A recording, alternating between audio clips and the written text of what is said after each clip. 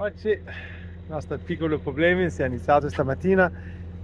Ho trovato acqua dove c'è la chiglia e ho detto oh no, adesso entra acqua del frettamento del motore. In realtà non era nulla, era solo una cositas, come si dice, niente di che.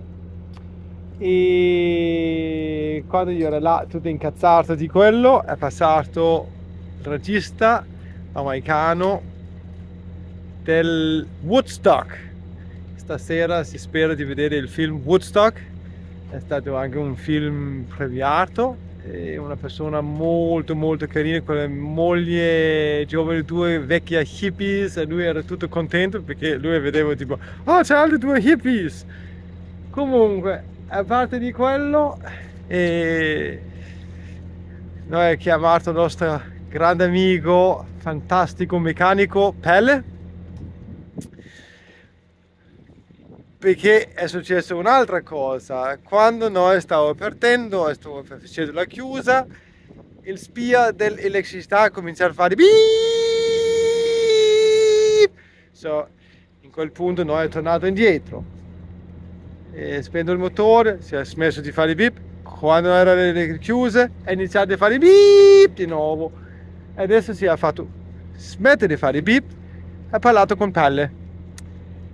Tusind tak Pelle med de gode råd. Jeg har fortalt at vores motor sagde beep, og du har fortalt os at det er La Cinghia, så det er kæden, hvad hedder sådan, remmen må det hedde, som der sidder løst.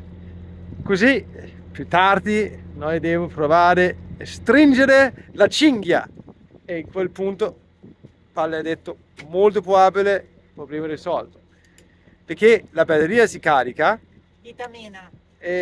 Og så drikker vi vand og C-vitaminer, så vil jeg ikke tisse blod længere. Det var sådan det vi startede i morges. Jeg synes det var lidt mærkeligt, så jeg fået drukket måske 40 liter vand, og jeg tissede 30.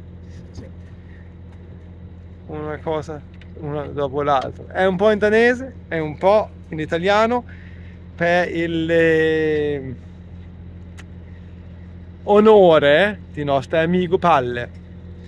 Tusind tak Palle. Grazie Palle. Viser det danske flag.